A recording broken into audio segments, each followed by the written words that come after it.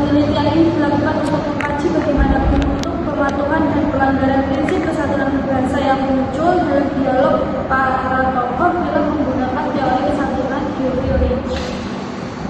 Yang pertama, latar belakang dan tujuan penelitian. Fokus penelitian ini adalah prinsip kesantunan berbahasa dalam dialog dulu oleh KAI menggunakan teori Geoffrey Lynch. Sebagai landasan analisis, metode yang digunakan adalah deskriptif, kualitatif dengan teknik simak dan catat. Tujuannya menganalisis pematuhan dan pelanggaran prinsip kesatuan berbahasa dalam tuturan tokoh-tokoh film serta mengidentifikasi faktor-faktor yang mempengaruhi kesantunan dalam interaksi sosial. Dalam teori Geoffrey Lynch ada 6 maksim kesantunan. Yang pertama, maksim kebijaksanaan, yaitu menghindari menyakiti atau memaksa lawan bicara. Yang kedua ada maksim kedermawanan, memberi dan memaafkan dengan murah hati. Yang ketiga ada maksim pujian atau penghargaan, yaitu menghindari kritik atau memberi pujian. Yang keempat kerendahan hati, merendahkan diri untuk menghargai orang lain. Yang kelima, maksim kesepakatan, menghindari perselisihan setuju jika mungkin. Yang keenam, kesimpatian, menunjukkan empati dan perhatian. Kemudian ditemukan beberapa bentuk pematuhan prinsip kesantunan. Yang pertama, maksim kebijaksanaan dan kesimpatian. Contoh pertama terdapat pada tuturan, maaf Bu. Tuturan ini menunjukkan bahwa penutur berusaha meminimalkan ketidaknyamanan yang mungkin dirasakan lawan tutur. Selain itu, tuturan tersebut juga menunjukkan adanya empati, sehingga termasuk kepatuhan terhadap maksim kebijaksanaan dan kesimpatian. Contoh maksim berikutnya yaitu maksim kebijaksanaan. Contoh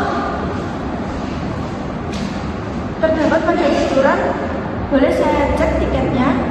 Tuturan ini diucapkan petugas KAI kepada penumpang. Penggunaan kata boleh menunjukkan bahwa penutur meminta izin terlebih dahulu dan tidak memaksakan kehendaknya kepada lawan tutur.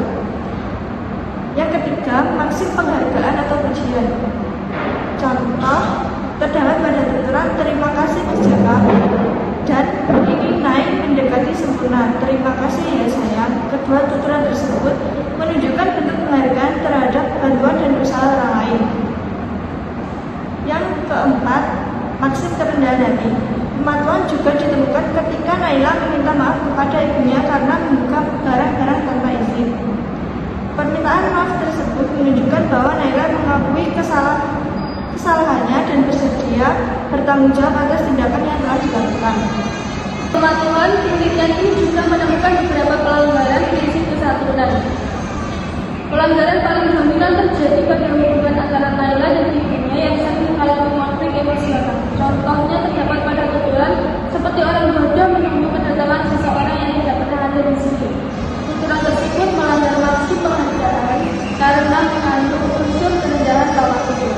Selain itu, tuturan tersebut juga melanggar maksim kesimpatian karena tidak mempertimbangkan kondisi emosional ibunya.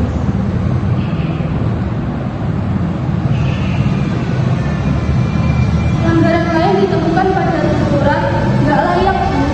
Tuturan tersebut melanggar maksim penghargaan karena penutur memberikan penilaian negatif terhadap lawan tutur. Selain itu, tuturan tersebut juga melanggar maksim kesimpatian karena tidak menunjukkan rasa empati terhadap perasaan lawan tutur. Dalam konteks film, tuturan ini dilakukan oleh Naila pada dirinya ketika mereka sedang berada dalam konflik emosional. Akibatnya, percakapan menjadi semakin tegang dan hubungan antara keduanya semakin buruk. Penelitian ini menunjukkan bahwa tuturan yang berwarna ini seperti ini berpotensi menimbulkan konflik karena membuat lawan tutur merasa tidak dihargai. Selanjutnya, faktor-faktor yang mempengaruhi kesatuan berbahasa. Berdasarkan hasil penelitian, terdapat 3 faktor utama yang mempengaruhi tingkat kesatuan berbahasa. Pertama adalah konteks komunikasi. Dalam situasi formal seperti pelayanan publik di stasiun, para tokoh cenderung menggunakan bahasa yang lebih santun karena adanya tuntutan profesionalisme.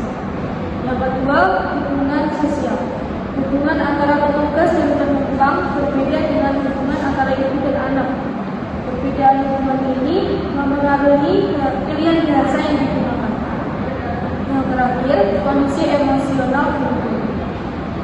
ketika suasana harmonis, tuturan yang muncul cenderung santun. Sebaliknya, ketika terjadi konflik keluarga dan emosi sudah tinggi, pelanggaran kesantunan lebih sering muncul. Karena itu, konteks sosial dan kondisi psikologis penutur sangat menentukan untuk tuturan yang digunakan. Berdasarkan penelitian yang telah dilakukan, dapat disimpulkan bahwa film pendek Ruang Tunggu mengandung berbagai bentuk pematuhan dan pelanggaran prinsip kesantunan berbahasa menurut teori George. Pematuhan ditemukan pada maksud kebijaksanaan, penghargaan, kerendahan hati, dan kesempatian. Bentuknya berupa permintaan izin, ucapan terima kasih, sapaan hormat, dan permintaan maaf. Sementara itu, pelanggaran ditemukan pada maksud penghargaan, kesempatian, dan kesepakatan yang ditunjukkan melalui tuturan yang merendahkan, menghakimi, dan kurang menunjukkan empati. Dan merupakan hasil penelitian yang dapat kami sampaikan mengenai analisis prinsip kesantunan berbahasa dalam film pendek Ruang Tunggu karya KAI. Terima kasih atas perhatiannya. Wassalamualaikum warahmatullahi wabarakatuh.